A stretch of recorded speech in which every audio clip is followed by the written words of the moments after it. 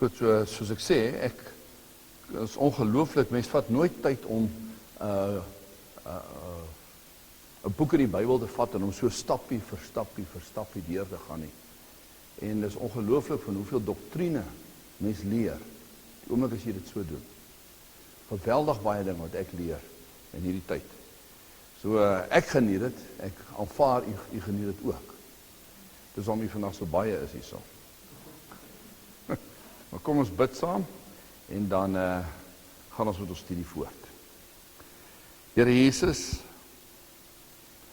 ons is bevoorreg dat ons elke keer kan kom om aan u tafel te sit. U is die hoof van die huis en dit is in die huis en onder u tafel wat ons voete instoot. Want ons wil hê u moet die hoof van ons huis wees in elke opsig. En ons wil hê u moet u koninkryk in ons lewens uitbrei. En ons bid, laat u koninkryk kom, soos in die hemel, net so hier op die aarde, binne in ons lewens, binne in ons huise, binne in ons verhoudings.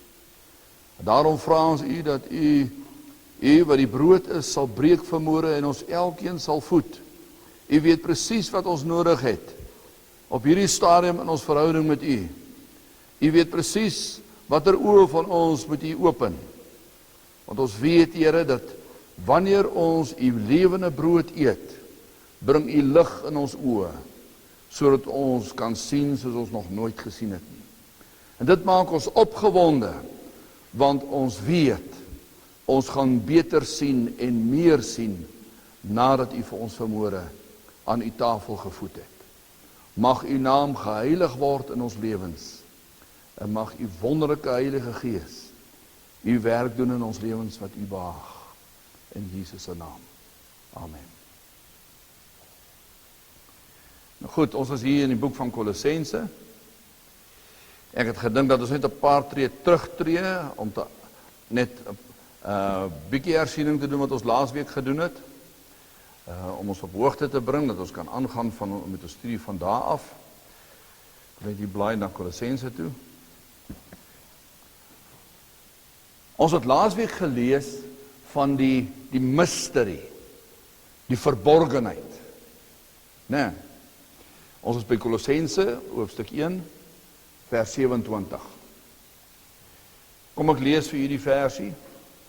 To whom God would make known what is the riches of the glory of this mystery among the Gentiles, which is Christ in you, the hope of glory.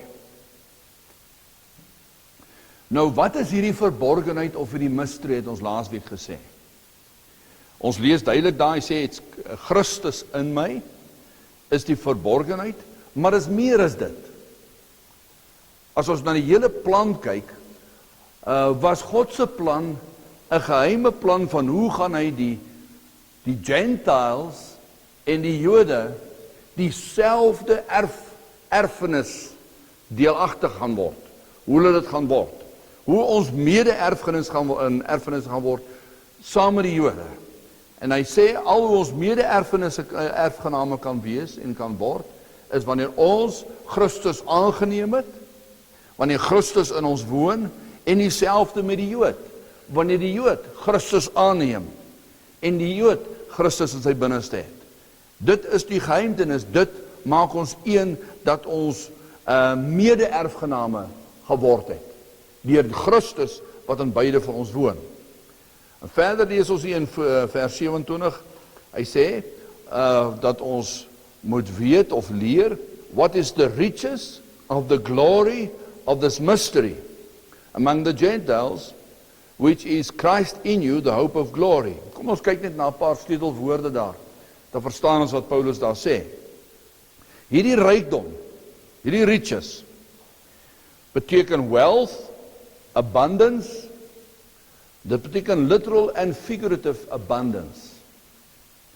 En dit beteken to influence. Met ander woorde, wanneer ons Christus aanneem, en omdat ons Christus aangeneem het, en Christus binne in ons woon, het ons 'n ryke invloed binne in ons, wat Christus ons beïnvloed van binne af, om sy weg te volg en om hom te kies. Dit beteken ook, daai woord riches, to occupy to the full capacity. Dit beteken ook fulfillment and satisfaction. So, die antwoord van om gelukkig te wees in onsself en satisfied te wees, tevrede te voel en vervul te voel, lê in Christus in ons. Wanneer ons Christus aangeneem het, dan het ons hierdie rykdom tot ons beskikking. Christus in ons is die rykdom. Hy sê the riches of the glory.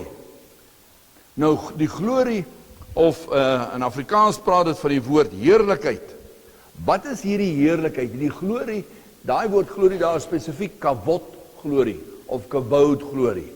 Kavod of kavod glorie beteken blood glory. Met ander woorde, ek sê vir julle altyd, daar's check and balances in die skrif homself. So hier weer eens, as ons kyk na die woord glorie, beteken dit, daar moet repentance in my lewe wees, daar moet bloed wees, die bloed van die lam. Wanneer die bloed van die lam daar is, dan kom die glorie, noodwendig kom die glorie, outomaties kom die kavod glorie. En saam met die kavod glorie kom daar, dis gekonnekteer aan 'n hele, al die glories en die heerlikheid wat ons van leer. Is gekoppel aan die Shekinah glorie, is gekoppel aan die wat die glorie is daar nou nog, wat ek kan aan dink.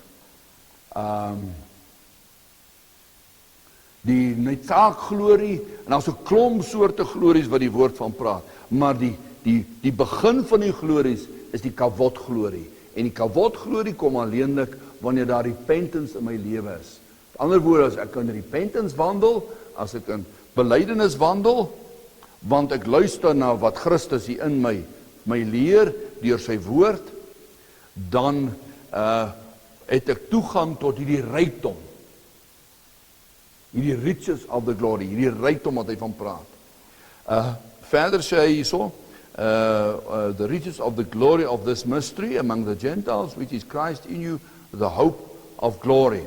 Right, daai woord glory is weer eens, né, kavod glorie, wat die ander impliseer, maar hy praat hierso van die hoop. Wat is hierdie hoop?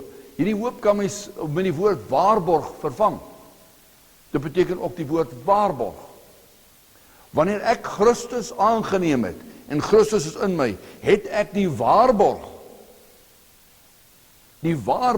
dat sy glorie, en dat Christus in my, voldoende is, my tot fulfillment en satisfaction gaan bring, my tot volkomenheid gaan bring. Die potensiaal lê binne my. Dis die waarborg. Christus in my is die waarborg, the hope of glory. Dis die waarborg. Die Afrikaanse vertaling van 1933 het 'n foutiewe vertaling daar, wanneer hy praat van Christus onder julle, die hoop van heerlikheid. Dis nie die woord onder nie, dit moet die woord in, Christus in julle, die hoop van die heerlikheid. OK. So ons sien daar is 'n rykdom betrokke wanneer ons Christus aangeneem het. En dit is net soos enige erfgenaam. As hy nie die testament lees en weet wat behels hierdie rykdom nie, wat behels hierdie erfenis nie, dan mis hy dit en hy benut dit nie soos wat hy dit moet benut nie. En dit is wat Paulus hiervan praat. As ons aangaan in vers 28, sien ons hierso, praat hy van whom we preach. So hy sê, wat preek ons? Ons preek van Christus in ons, wanneer ons Christus aanneem. Whom we preach, warning every man, and teaching every man, in all wisdom, that we may present every man perfect in Christ Jesus. OK, so hy sê, hierdie geheimtenis, hierdie verborgenheid van Christus wat binne in ons is, sê hy, hoort eerstens nie net aan 'n spesiale groep nie. Want hy sê so, hy praat van every man, en hy herhaal dit oor en oor, hy praat van we preach and warn every man. Hy sê, teaching every man.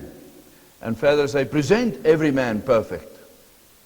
So Paulus gooi die beginsel oop en hy sê, hierdie was 'n verborgenheid en 'n geheime kennis van hoe ons een gaan word met sy erfenis wat hy vir ons het en een gaan word saam met die Jode wat hom aangeneem het, is ons 'n eenheid, mede-erfgename. Hy sê, en verder, it belongs to every man. Enige persoon is toeganklik of het toegang tot hierdie geheimtenis. Hy sê that we may present every man perfect. Nou ek dink dis 'n belangrike beginsel wat ons daar leer. Want daar sekere kerkgroepe wat leer dat not every man can come to perfectness.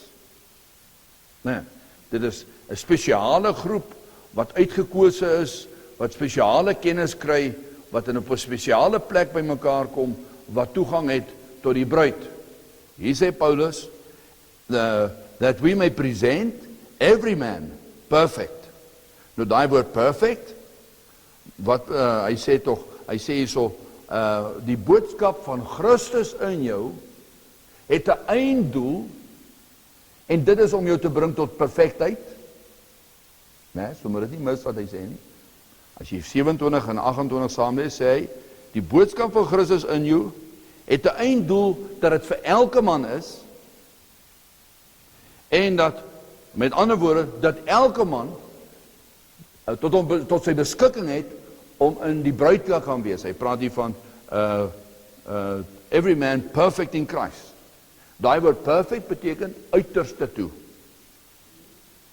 In die oorspronklike taal. Met ander woorde, dat elke man en elke vrou tot die uiterste toe gered kan word. Elke man. Hy herhaal dit en hy bevestig dit en hy beklemtoon dit. Elke man. So elkeen wat Christus aanneem, word elkeen geroep en moet geleer word. En hy beklemtoon, of hy liewerste, hy noem die belangrikheid van lering. Hoe belangrik lering is. Net toe gaan hy weer praat van lering. Hoekom ons geleer moet word.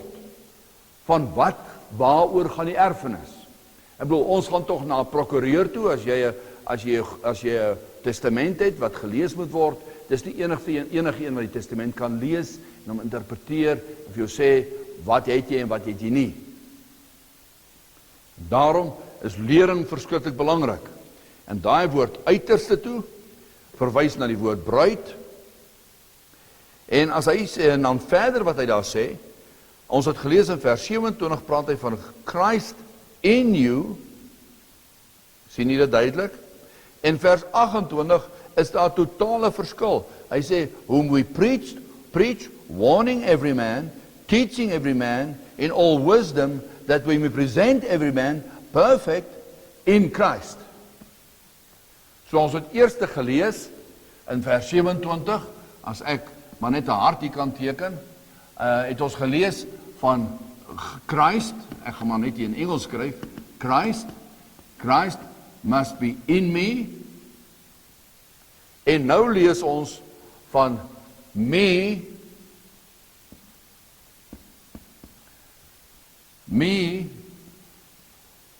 must be in Christ. Hier's Christ nou.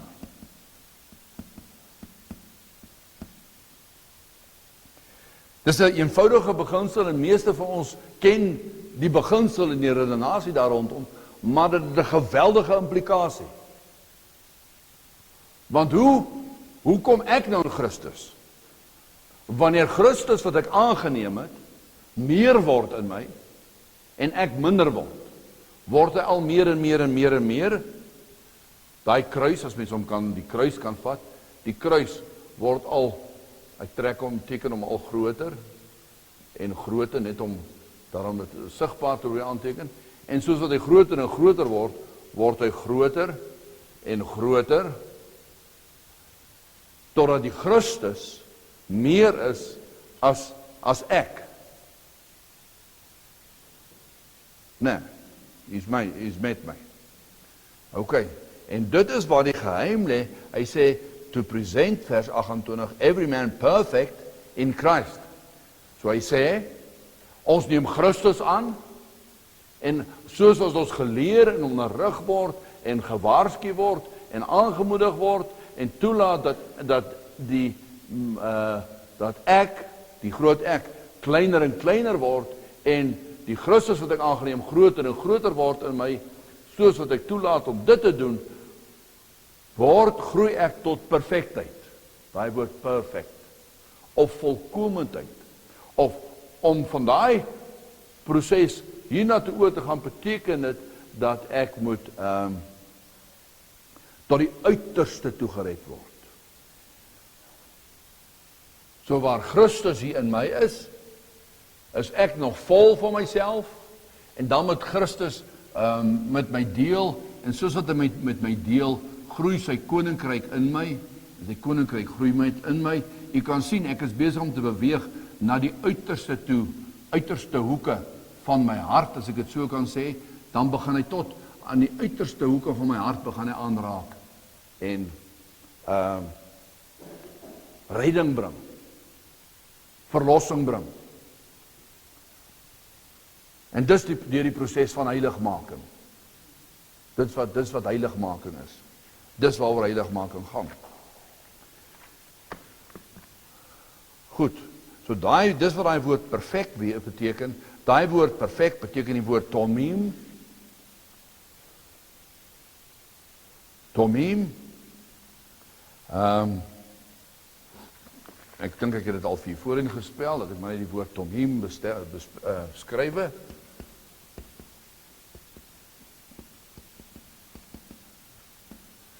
Tomim kom van die woord tomim af, en dit beteken die woord, en dit is wat Christus is, hy is die woord, dis waarom die woord so belangrik is, en hoekom ons die woord onderrig, en die woord leer, en die woord memoriseer, en op die woord mediteer, want dit is die woord wat groei in ons. Ok, en hoe meer ons toelaat dat die woord met sy riglyne in ons groei en uitbrei, so groei ons tot volkomendheid, of tot redding tot die uiterste toe.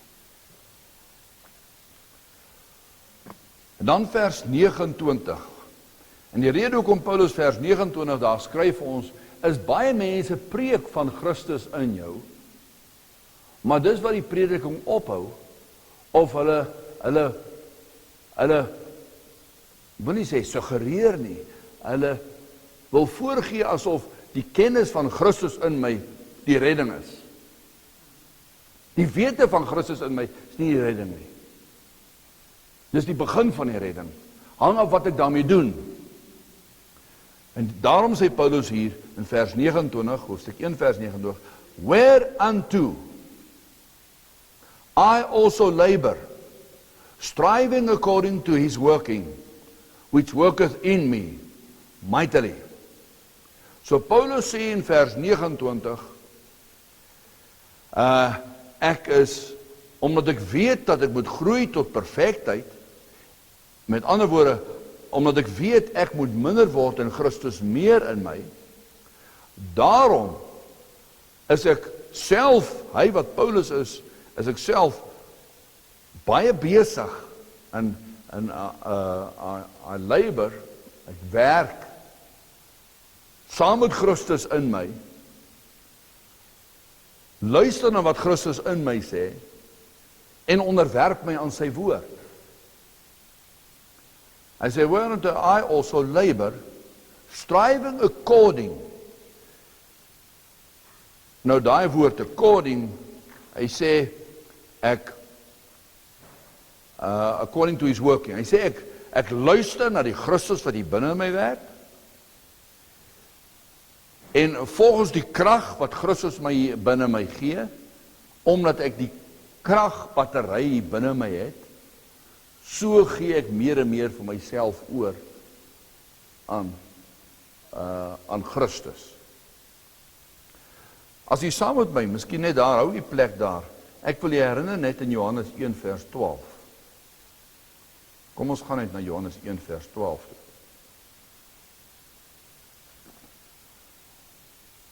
Sit net kyk dit. Johannes 1 vers 12. Hier sê Johannes duidelik vir ons, but as many as received him, met ander woorde, wie hom aangeneem het, die woord Christus, hy sê daar in Johannes 1, die woord is Christus, wie hom aangeneem het, die woord Christus aangeneem het, wat Christus aangeneem, to them gave he power to become the sons of God. En dis presies wat Paulus hier sê.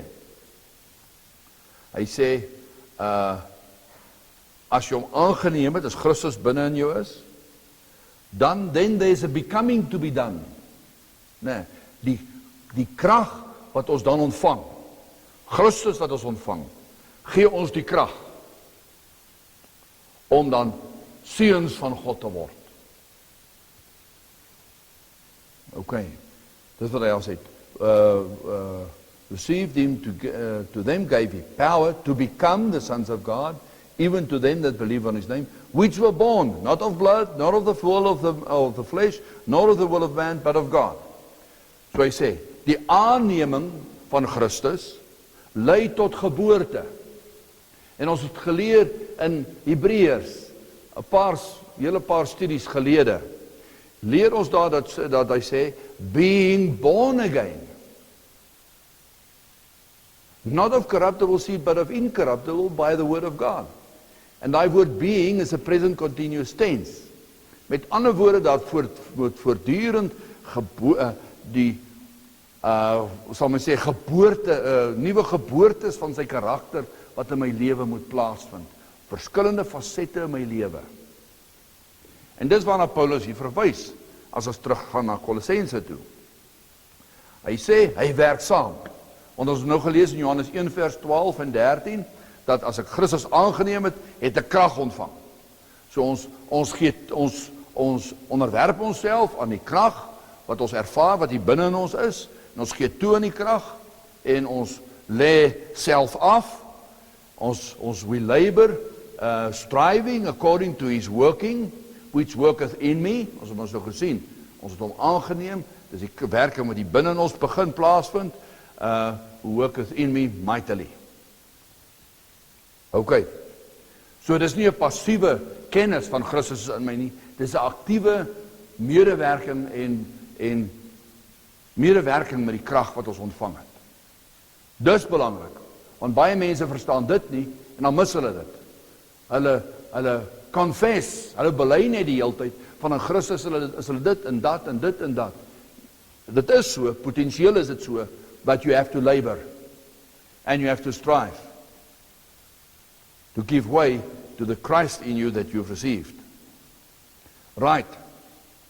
Kom ons gaan na hoofstuk 2 toe, ons gaan na hoofstuk 2 vers 1. Paulus gaan aan met sy redenasie, hy sê, for I would that ye knew what great conflict I have for you, and for them at Laodicea, and for as many as have not seen my face in the flesh. Ons het laasweek opmerking daaroor gemaak, dus ek gesê, dis 'n klein bietjie hersiening wat ons doen. So Paulus sê, hoor hierso, daar's 'n klomp mense wat ek nog nie van aangesig tot aangesig ontmoet het nie. Die mense in Kolosse het ek nog nie ontmoet nie. Hy sê, ek wil baie graag julle persoonlik sien, want ek moet hierdie boodskap aan julle oordra, dat daar die boodskap nie sterkies by kry nie. Hy sê, en ek wil graag die mense Laodicea nog ontmoet, en ander Christene wil ek nog baie graag persoonlik ontmoet, want hierdie boodskap wil ek hê moet reg en korrek oorkom na julle toe, dat julle het ordentlik verstaan, en nie 'n stertjie by die boodskap kry nie. Hoofstuk 2 gaan hy dan aan, vers 2, en dan sê hy, why is he in great conflict? Hy sê in vers 2, that their hearts might be comforted, being knit together in love, and unto all riches of the full assurance of understanding, to the acknowledgement of the mystery of God, and of the Father, and of Christ, in whom are hid all the treasures of wisdom and knowledge. Jy sien, dis die hele redenasie, vers 3 by. So wat is sy doel? Hoekom sê Paulus, hoekom wil hy persoonlik met hulle gesels. Hy sê, want ek wil vir julle persoonlik verduidelik, dat julle nie mis waaroor dit gaan nie. Ek wil vir julle vertel van die skatte, die rykdom, die riches, wat julle ontvang het toe julle Christus Jesus aangeneem het. Sodat julle, ek wil julle 'n volle you must have full assurance, volle versekering gee, dat Christus in julle, hierdie verborgenheid, dat wat dit alles behels, wat hierdie hele erfenis betref, wil ek hê moet julle verseker wees, wat die inhoud daarvan is. Hy sê, sodat julle die verborgenheid meer en beter kan verstaan. Wat die implikasies daarvan is, van Christus wat julle aangeneem het. Hy sê die implikasie is, hy praat daar, die implikasie, die riches of the glory of Christ, wat ons in vers 27 het, die skatte, wat die implikasie is van dit wat julle gedoen het. Want baie mense neem Christus aan, maar hulle besef nie die implikasie. Hulle dink nou is Christus hier binne en Christus gaan hulle verander, en soos hulle dit confess, dat hulle Christus in hulle is, so gaan hulle verander. En dit sal nie gebeur so nie. Hy sê in vers 2, to the acknowledgement, the full assurance of understanding, to the acknowledgement of the mystery of Christ. Nou daai woord acknowledgement is die woord Yoda. A-A-W, koppelteken D-A-H. En dit het ons geleer, praat van, verwys na die intimiteit van die van 'n verhouding. So hy sê, ek wil hê julle moet die volle implikasie verstaan, sodat dit, to the acknowledgement, dat julle sal erken, omdat julle persoonlik dit ervaar, wat ek vir julle leer, wat die rykdom is van Christus in julle. So wat sê hy? Hy sê die feit dat elkeen van ons Christus aangeneem het, het julle die volle potensiaal beskikbaar om te groei, om in die bruid van Christus te wees. Of om gered te word van al ons vleeslike hang-ups en alles wat ons opgedoen het in ons vleeslike wandel, as vleeslike Christene of as ongeredde mense. Het ons almal hakplekke, skurweplekke, skerpplekke, kromplekke, skewe plekke in ons karakter, wat die Here Jesus wil uitwerk, ons van red. En hy sê, soos wat julle Christus in julle begin, when you start yielding to him, wanneer ons begin oorgee aan hom, meer en meer, omdat ons verstaan, sal julle, you will have the acknowledgement, julle sal dit self begin bevestig, en ervaar, in julle verhouding. Vers 3 sê hy, in whom are hid all the treasures of wisdom and knowledge. So ons moet nou onthou, jy weet, dit is nie 'n ongewone ding, dit is oral bekend, dat mense hulle oorgee aan verskillende goed. In die swart kultuur gee mense hulle oor aan voorvaarde geeste en dinge, en daai gees, daai invloed kom in hulle in, en begin hulle beheer, want hulle gee toe, en gee oor aan daai invloed van binne af. En so kry mens baie verskillende goed, mense gee hulle oor aan baie goed, wat die gees van daai ding, hulle begin beheer. En dis dieselfde, wanneer ons Christus aanneem, neem ons hom aan, ons neem hom aan, hy is in gees en in waarheid, ons neem hom aan, en sy invloed, ons begin onsself oorgee aan sy invloed, wat van binne af ons beïnvloed, of ons van binne af wil beïnvloed. Soveel as wat ons onsself oorgee aan sy beïnvloeding, en aan sy krag. En dit, of hom wat ons aangeneem het, praat hy in vers 3, hy sê, in whom are hid all the treasures, hy sê weer eens, in Christus is al die skatte van wysheid en kennis vasgelê. So die hele boedel wat Christus is binne u en my. Met onder andere, hy sê, die wysheid en die kennis. Nou wat is daai woord wysheid? Daai woord wysheid is die Hebreëse woord kokmo.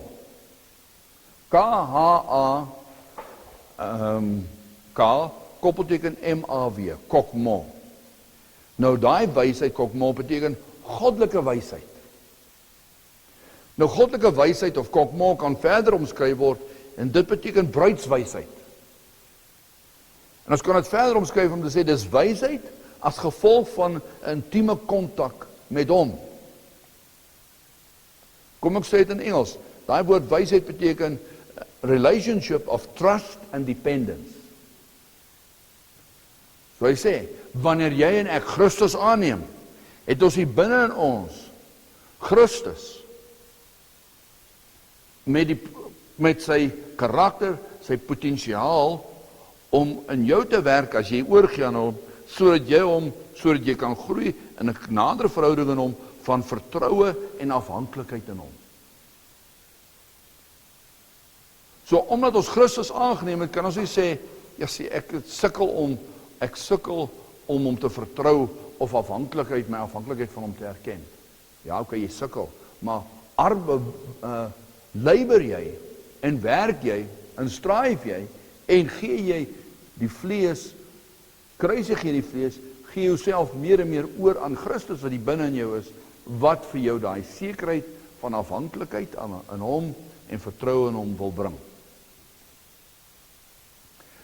En dan sê hy, all the treasures, al die skatte van kennis, en daai woord kennis, vat jy na die Hebreëse woord da'at, D-A, koppelteken A-T-H, wat jy op die ou ende na die woord madatu vat, M-A-D, koppelteken D-A-H, wat beteken recognizer, om hom te herken, om hom te herken binne in enige omstandighede te sien vir wie hy is.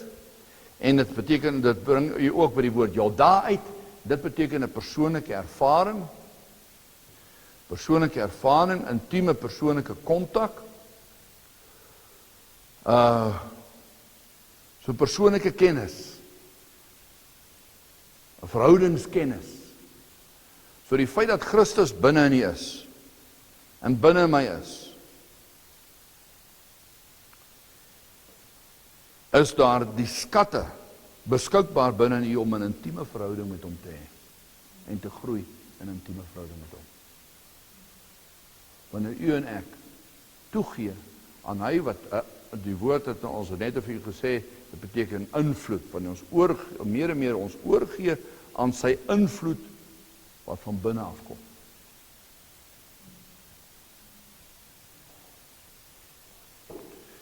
Die 33 vertaling, as ons na vers 3 gaan kyk, sê, en wie al die skatte van wysheid en kennis verborge is. Al die skatte van die wysheid van sy bruid. Met ander woorde, die manier hoe hy wil hê, jy moet optree binne in hierdie wêreld en binne in verhoudings in hierdie wêreld. Daai manier en daai wysheid is binne in u vasgelê deur Christus. Right. Hoofstuk 2, vers 4 tot vers 15. Ons gaan nie tot vers 15 doen nie. Ek gee net vir u die hele volgende indeling om sodat u dit kan in afdelings plaas, die skrif. Het gaan oor vermaning teen valse lering. Daar spreek Paulus dit spesifiek aan. Hy doen dit deurentyd, maar hier fokus hy spesifiek daarop. Hoofstuk 2 vers 4 lees ons dit. And this I say, lest any man should beguile you with enticing words. Hy sê, goed, ek leer julle en ek verduidelik julle van die skatte wat julle ontvang het deur Christus wat binne in julle is. Ek leer julle dat julle die wysheid binne in julle en kennis binne in julle het deurdat julle Christus aangeneem het.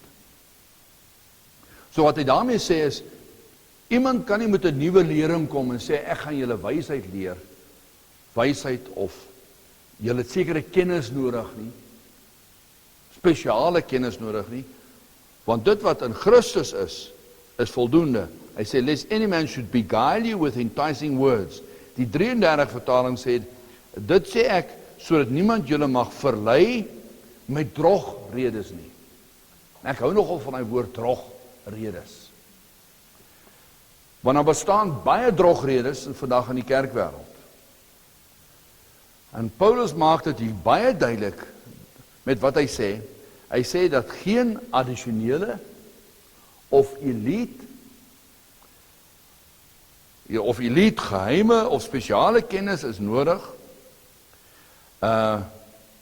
behalwe die skatte wat in Christus vasgelê is, in Christus is nie. Jy het niks buite dit nodig nie.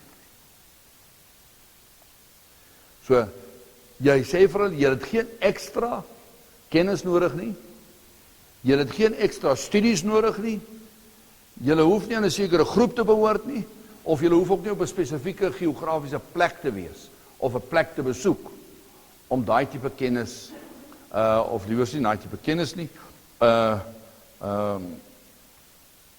om dit in die bruid te maak en gered te wees nie. So hier in 2 vers 4,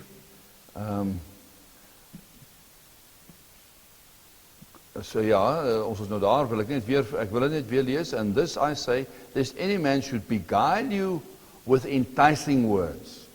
Daai woord beguile en die woord enticing is eintlik dieselfde woord in die Grieks, in die Hebreëus. So, hy herhaal dit eintlik, hy beklemtoon dit. En daai woord beguile of enticing beteken deception, of dit beteken die woord persuasive. Persuasive of deception. So hy dit sê dat niemand julle mislei nie, of julle oortuig nie, of julle met 'n omvang van woorde vir julle net vang nie. En hier in vers 5 sê, for though I be absent in the flesh, yet am I with you in the spirit, enjoying and beholding your order and the steadfastness of your faith in Christ. So Paulus sê, ek het 'n intense belangstelling by julle in Kolossense. Hy sê, daarom leer ek julle hierdie goed. Alhoewel ek nie daar in die fisiese is nie, is ek daar in die gees.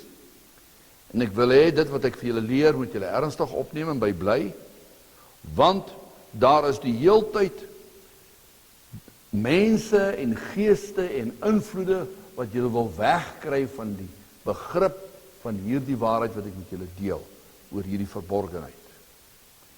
Vers 6 en 7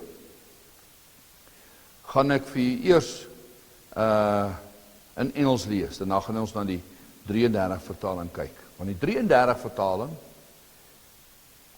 volgens vertalers, ek praat nie van moderne, nieuwheidsvertalers nie,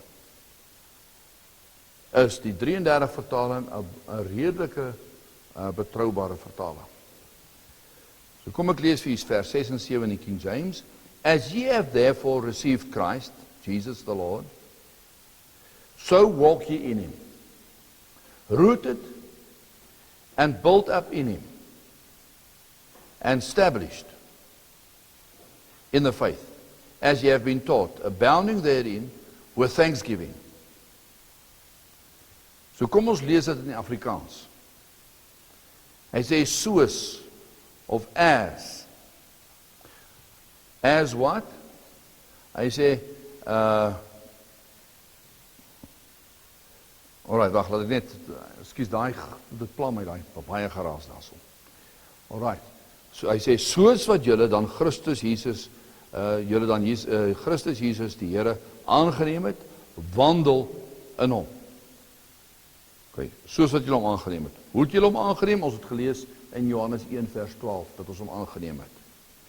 Hy sê wandel, die woord wandel beteken walk, of tree op, of gedra julle self, Want julle het mos nou Christus aangeneem.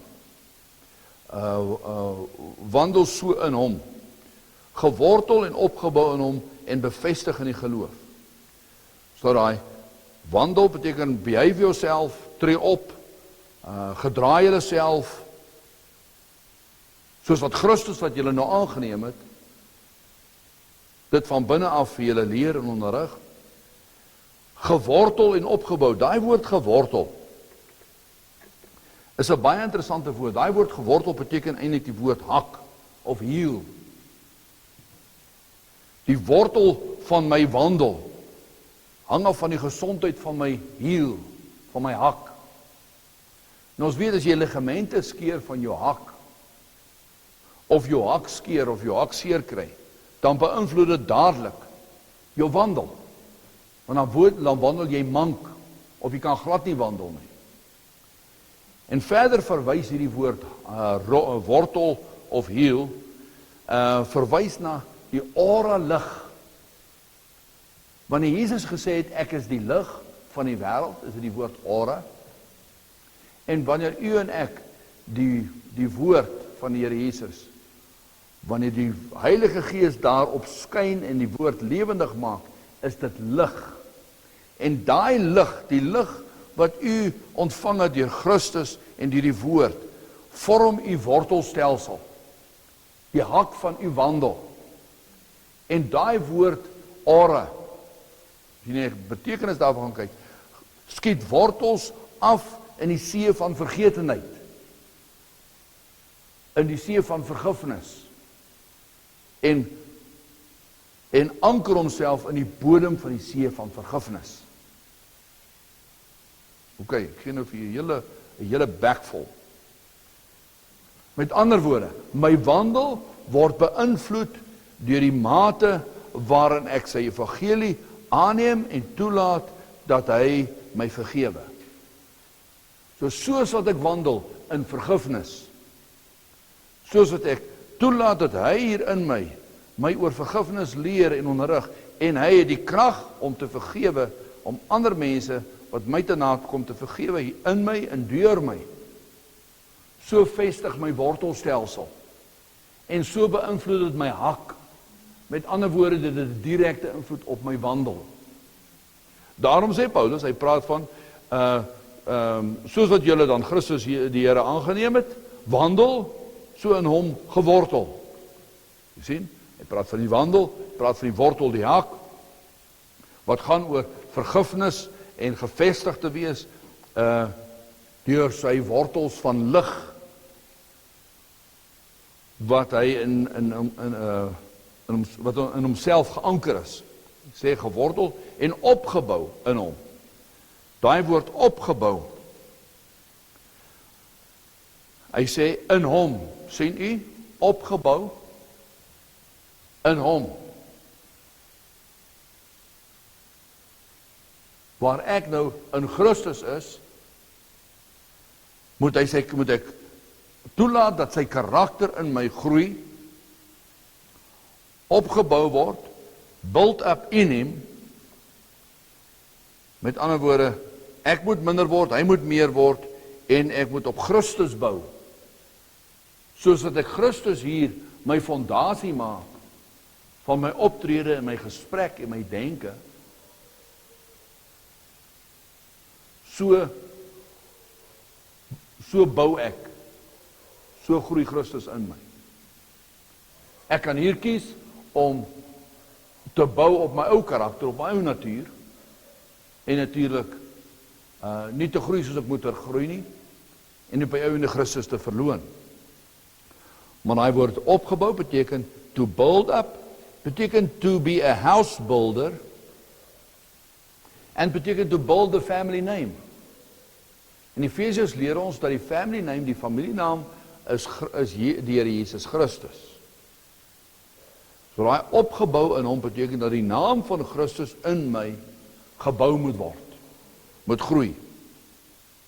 En ons het geleer met vorige studies, waar word die naam van Christus werklik waar, die woord van Christus, die werklik waar gebou. Ons het geleer word gebou in die Omak Valley. Reg onthou. verwys na baie ander studies. Die Ogmak Valley is daar in omstandighede waar die winde en die storms teen ons aankom en die woord om ons te toets, om te kyk hoeveel van dit wat ons nou is gebou op sy woord. Hoeveel van die denke, hoeveel van ons besluite, hoeveel van ons planne, hoeveel van ons gedrag is gebou op Christus. Dan vat ons deur omstandighede en dan tuimel ons in mekaar, want ons tree nie reg op nie, ons wandel nie in hom nie, ons gesindheid is weerspieël nie Christus nie, en al wat hy daarmee vir ons wys is, jy het gebou op verkeerde fondasie. Bou op Christus en bou met sy beginsels.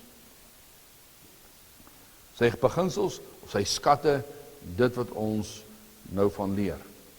Opgebou in hom en bevestig in die geloof. Die King James praat van established in the faith. Dis die vierde ding, né? Die eerste ding wat hy sê is, wandel in die geloof. Die tweede ding sê, wees gewortel in hom. Derde een sê, opgebou in hom. Die vierde een sê, bevestig in die geloof. Daai woord bevestig is die woord malkoet. M-A-L, koppelteken, K-O-O-T-H, malkoet. En ons het geleer van die malkoet, praat eintlik van die koninkryk. Bevestig in die geloof beteken, bevestig in die koninkryk. Daai malkoet verwys na, as die ou woordeboeke praat, van the four-breasted field. Want in Hebreëus praat ons ook van the four square name. Jud, hy, wa, hy. En dis waar die woord malkoet vandaan kom, want die woord leer ons dat in elke omstandigheid, poor, stranger, fatherless and widow, is God daar om ons te voed, om ons krag te gee om deur daai omstandigheid te gaan. Daar is 'n bors beskikbaar van God. Want as ons praat van God as die word daar gepraat van die breasted God. Daarom het die heidendom iets daarvan gegryp. Ek weet in die Indiese geloof kry jy afgode wat 'n klomp borste het. Dis iets van hierdie beginsel wat hulle gegryp het en krom gedraai het en skeef gemaak het. Want God, Jesus Christus, het in elke omstandigheid vir u en my waarheid om te drink, om krag te hê om deur daardie omstandigheid te gaan. Daarom sê Paulus, daarom sê Petrus liewerste, in 1 Petrus sê hy, dat ons met die onvervalste melk van die woord drink. Elke omstandigheid is daar spesifiek melk vir u en my beskikbaar. So dis wat hy bevestig in die geloof, met ander woord bevestig in die malkoet koninkryk. Soos julle geleer is, sê die Afrikaanse vertaling. So hy sê, wandel soos julle geleer is, gewortel soos jy geleer is, opgebou in hom soos wat julle geleer is, bevestig in die geloof soos julle geleer is. So lering en onderrig is baie belangrik om te verstaan hoe dit in hierdie koninkryk werk.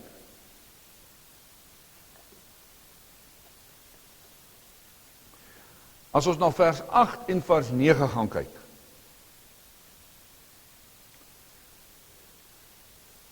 sê die woord daarso, beware lest any man spoil you through philosophy and vain deceit, after the tradition of men, after the rudiments of the world, and not after Christ. For in him dwelleth all the fullness of the Godhead bodily. Kom ons kyk net wat Paulus daar vir die Christene in Kolosse sê en vir ons sê, wat in 'n samelewing lewe en in 'n kerkwêreld staan waar daar baie dwaallering is. Maar dis hoekom ons 'n studie in Kolossense doen. Kolossense leer vir ons baie en maak ons so oop om dwaallering en misleiding aan te spreek. So hy sê, beware. So hy sê, pas op. Wees versigtig. Sê hy vir die Christene, vir jou en vir my. En ons tyd is nie anders as die tyd wat hulle in gelewe het nie. Daar is baie valsleringe wat rondwarrel en rondwaai. Hy sê, pas op, beware, lest any man spoil you through philosophy and vain deceit. Daai woord spoil, sê die kommentaar beteken om weggevoer te word as buit. Nou ons weet, wanneer een groep, 'n ander groep aangeval het in die ou tyd, vandag ook nog, dan en hulle oorweldig, dan buit hulle en voer daai buit dan weg.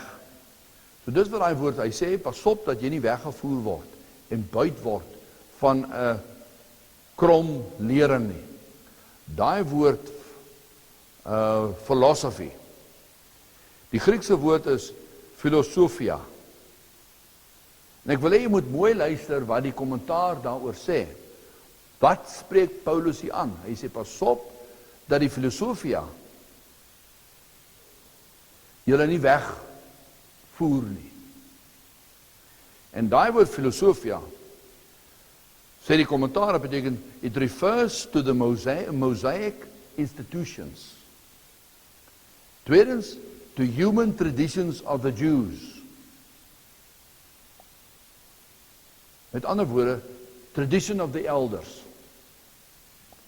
And their vain reasoning against the gospel, as well as the various heathen reasonings in religion.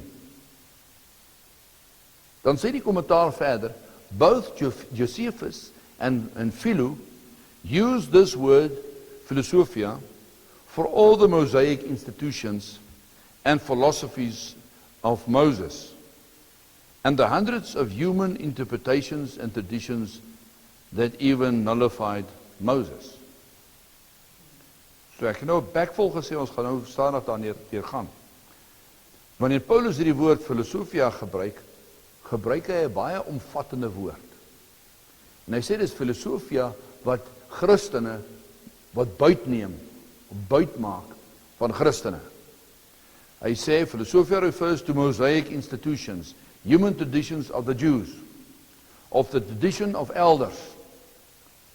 Nou wat leer ons van the traditions of elders? Traditions of elders is dit, binne die Jodendom. God het vir Moses sekere opdragte gegee op die berg Sinai, en daai opdragte het ons op skrif.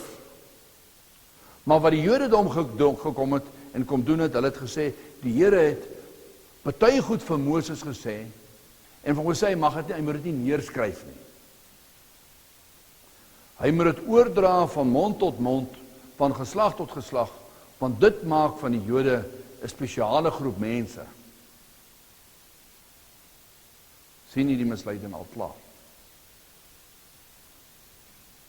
Daarom het ons met groepe te doen gehad al, wat ons gesê het, goed, ons hoor wat sê julle, ons sê dis die traditions of men, julle sê die Here het gesê, net soos daar in Fariseïsme en in die Jodendom gesê het, die Here het gesê, en as jy sê, wys vir ons waar die Here gesê, dan kan hulle nie sê nie, dan sê hulle, maar wil jy sê dat ons leiers nie gehoor het van die Here nie? Want die Here het gesê. Dan sê ons nee, wys vir ons in die skrif. Wys vir ons in die woord. En vandag bestaan daar baie beginsels wat in die Christendom uitgevoer word. En sekere gelowe wat gevolg word. Gelowe binne die Christendom. Binne die grense van die Christendom, waar daar nog 'n groot magdom van 'n konkoksie van dinge is, wat die hele tyd ook ingevoer en ingedra word binne die Christendom in. Want die oomblik as jy sê, waar kry jy hierdie beginsel vandaan? Dan sê hulle die woord sê so, en as jy sê, wys my in die woord, dan kan hulle dit nie vir jou wys nie. En dit is hier, en dit is wat die Christene en ons voor moet pas op, want dit voer ons weg as buit. Ons word buit van 'n misleidende doktrine. So hy praat hierso van daai filosofia, beteken Mosaic institutions, met ander woorde, kerk, Mosaïese, Joodse. Dit gaan deur vir Christen filosofia, human traditions of the Jews, and their vain reasoning against the gospel. Okay, redenasies wat gevoer word teen die goeie boodskap, teen Judaïsme. Hy sê so, as well as the various heathen reasonings in religion. Nou dis waarmee ons in die Christendom vandag ook sit. Daar's baie oosterse invloed, want daar word baie oosterlinge gered, wat leiers binne die Christen wêreld word, binne die Christen kerk, en sonder dat hulle doelbewus doen, bring hulle en dra hulle sekere heidense beginsels en geloof oor binne in die Christendom, waarvoor ons attent moet wees.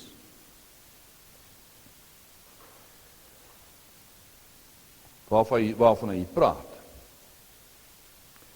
Okay, dan het ons gelees hierso in die kommentaar dat Josephus en Philo het ook hierdie woord filosofia gebruik vir Mosaïese instituties en die filosofie van Moses en ander, hy sê, and the hundreds of human interpretations.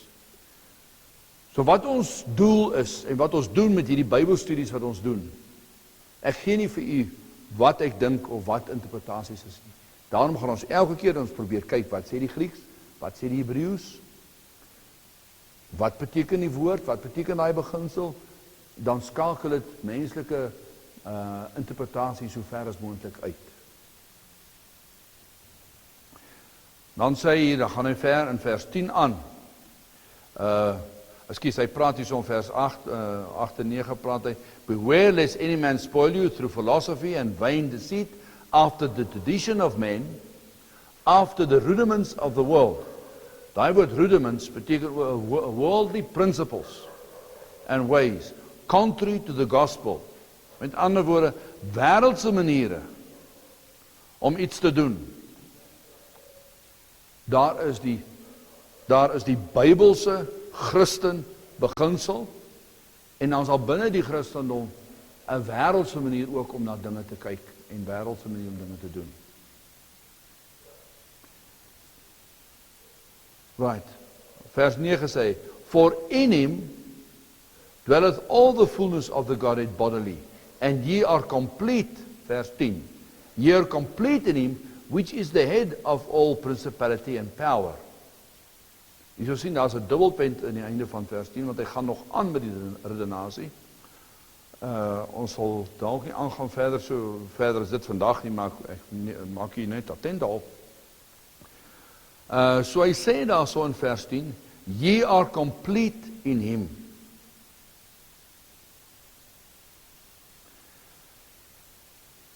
Kom ons gaan net terug vers 9. Hy sê, for in him dwelleth all the fullness of the Godhead bodily. So hy sê, Christus wat julle aangeneem, julle het Christus aangeneem. Julle het die volheid van God binne in julle. Al die volheid van God is in Christus gestort. Die volheid van die Godheid, the Godhead, is in Christus. So jy het nie 'n deel van die Godheid nie, jy het die volheid van die Godheid, die Vader, die Seun en die Heilige Gees. Nou die Vader, Seun en Heilige Gees beginsel kom van die begin van die Hebreëse alfabet af. As jy na die alef kyk en as jy gaan kyk hoe die rabbies die alef verduidelik, en binne die alef bestaan uit 3 dele. 2 joeds en 'n waw. En hulle verduidelik dit baie mooi en sê, dit verteenwoordig God wat Gees is, dit verteenwoordig die Seun, en dit verteenwoordig die Vader. So binne die Hebreëse alfabet kry ons die drie-eenigheid, God, Vader en Seun, maar ons kry dit in 'n eenheid, soos in die letter Alef, 1 letter. So dit of die persoon wie u binne in u aangeneem het, is volkome, die Vader, die Seun en die Heilige Gees. En daarom sê Paulus hier in vers 10, ye are complete in him. En daai woord complete is die woord shalom. En dit bring u na verskeie woorde wat in Hebreëus rest beteken, rus, of sabbat beteken, sabbath. So wanneer hy sê, you are complete in him, beteken het, jy kan jou rus ingaan, jy het alles en almal wat jy nodig het, om dit tot die volheid te maak, binne in jou. Wanneer hy woord complete, of shalom, of die woorde van wat na rus toe verwys, en na Shabbat, is die woord wat ook op die ou en by die woord bruid uitkom. En die bruid is die een wat geleer het om na alle omstandighede te rus op Christus, te vertrou op hom, afhanklikheid aan hom te erken, en wat gewerk het, soos wat Paulus daar in hoofstuk 1 vers 29 gesê, I labor striving according is working, gewerk het. In Hebreërs 4, in die boek Hebreërs 4, lees ons ook, labor into your rest, wat gewerk het totdat die Christus oorhand geneem het in jou lewe in daai aspek. En so groei, in such a way do we grow then to be complete in him. Om volkome te word en tot volkomeheid te groei in hom.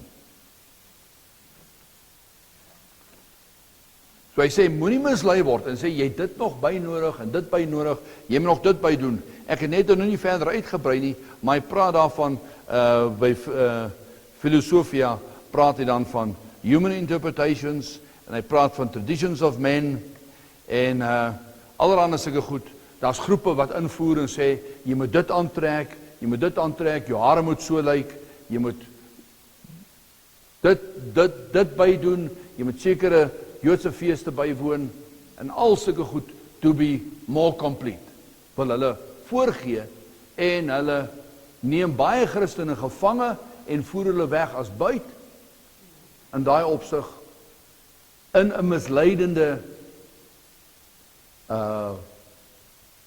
wat sal my sê, in 'n misleiding in.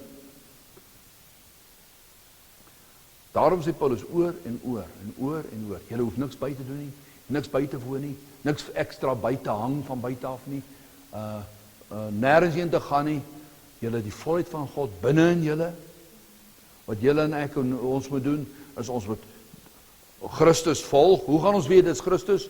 Daarom praat hy die hele tyd van lering. Hierdie is Christus op papier, is die woord in skrif, op skrif.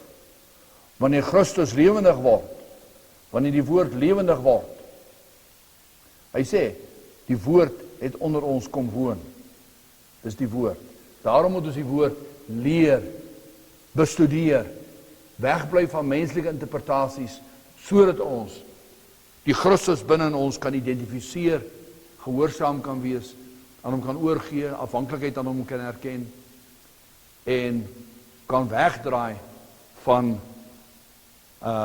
my vlees en baie dinge binne my wat my wil wegvoer van die plan wat God met jou en my het.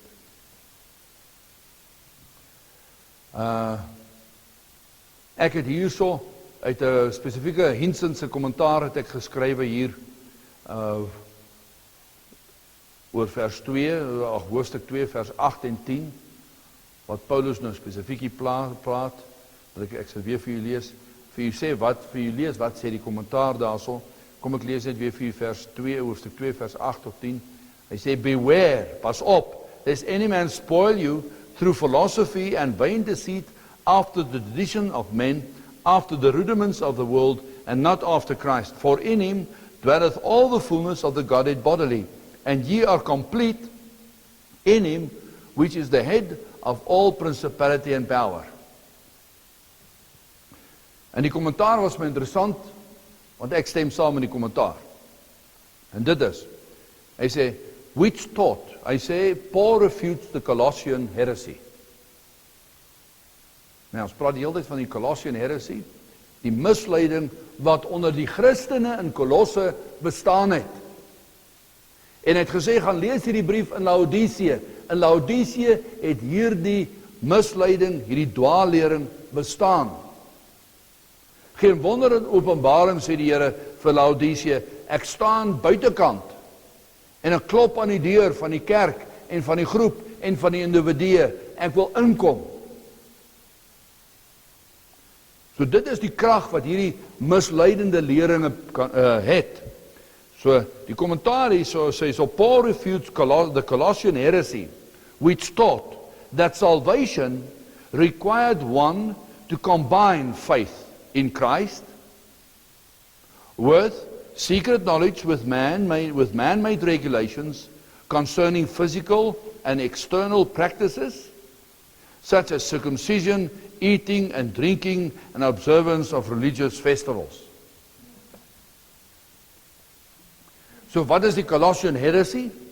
Wat is die misleiding of die dwaallering wat bestaan het? Ek gaan dit in Afrikaans hierdie aanhaling vir u vertaal, soos wat ek aangaan, vry vertaal. Hy sê hierdie misleiding onder die Christene het dit geleer, gesê, redding, salvation, required one to combine. Hy het gesê redding moet gekombineer word. Of hulle sê dit nie noodwendig nie, maar dit is gekombineer. Hy sê dit is gekombineer met geloof in Christus, met sekere addisionele kennis wat hulle bybring, wat bestaan uit man-made regulations, mensgemaakte reëls en regulasies, soos byvoorbeeld lang hare, lang moue, sekere goed wat jy mag aantrek en nie mag aantrek nie, sekere manier hoe jy moet lyk of nie moet lyk nie, man-made regulations, hy sê, wat physical goed betref, ook external practices, met ander woorde, dinge wat jy moet doen, such as circumcision, het gesê goed, ja, maar jy moet nou bietjie, jy moet besnydenis bybring, letterlike besnydenis in die vlees, eating and drinking, met ander woorde, jy moet sekere goed eet en sekere goed nie eet nie, sekere goed drink, sekere goed nie drink nie, and observance of religious festivals. Nou, ons vind in die Christen wêreld baie hierdie snobisme onder Christene, dat hulle voel dat as hulle Vrydag pas gehou, min of meer soos die Jode hou, want hulle hou dit nie soos die Jode nie. Hulle dink as hulle iets daarvan doen, dan skoor hulle krediet of punte. Of hulle aanbid nie meer, of kom nie by mekaar op 'n Saterdag nie, maar op 'n Sondag, of nie op 'n Sondag nie, maar op 'n Saterdag. Of hulle trek bietjie meer aan soos die ou Jode aangetrek het. En hulle hou sekere Joodse feeste. Ons vind 'n snobisme baie keer onder Christene, en dan dink hulle, hulle skoor sekere kredietpunte daarmee saam. Maar alwaarvan dit bewys is dat hulle, net soos Kolosse,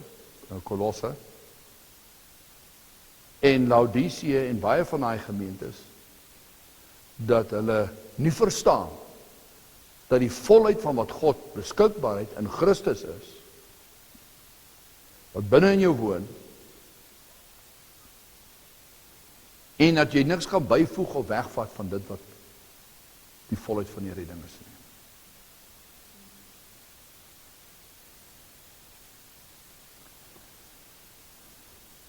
Wat ons ook vind, baie mense sê nie, ons hou nie die Esterfees nie, dan noem dit Easter. Ons hou dit daai tyd. Of ons hou nie Kersfees nie, of ons hou Kersfees. En so kan ons aangaan. Nou die dag het ek gehoor van iemand wat sê, ons hou Hemelvaart. En ek kon net in die houding sien, dat dit beteken iets. En sluit sekere mense uit, en gee krediet in sekere mense, dink hulle. Maar dit is nie so nie. Die feit dat ek hier staan, en Sondag by mekaar kom, wys vir u dat ek glo in die opstanding, glo in die kruisiging, en ek glo in die hemelvaart. Want elke dag is opstandingsdag. Elke oomblik in my wandel is kruisiging en die opstanding van sy natuur in my lewe. So ja, ek glo in die kruisiging en die opstanding en die hemelvaart en alles. En my lewe moet daarvan getuig. Dit is wat ek graag met u vandag wou gedeel het, soos ek vir u gesê het, omdat ons dit intens doen en ek eintlik geweldig baie inligting aanraak en nie oral uitbrei nie. Kan u gerus gaan kyk na die aanhalings wat ek u gegee het, wat daai heresies is en jy weet wat die Colossian heresie als behels en u kan vir uself verder dit toepaslik maak binne die Christenwêreld wat ons vandag in is. Kom ons bid dan.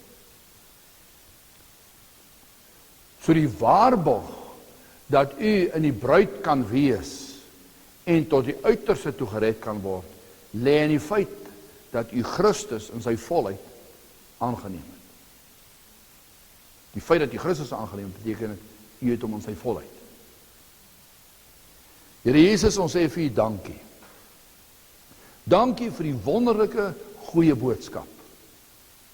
Dankie Here, dat ons niks kan byvoeg of wegneem van dit wat u deur Christus Jesus vir ons gebring het nie. Dankie dat ons mede-erfgename is van die wonderlike skat van die woord wat Christus is. Ons bid dat u in ons sal werk, dat ons wandel. Here, ons handel en wandel, ons gesprekke, ons gedrag, ons gesindheid, maar ons hakke, ons wortels, rooted, sal wees met ore lig in die see van vergifnis, sodat ons sal bou en dat Christus sal gebou word, die karakter gebou word in ons lewens. En ons op die fondasie van Christus bou. Sê vir u dankie.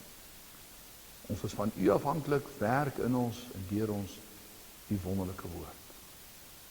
Amen.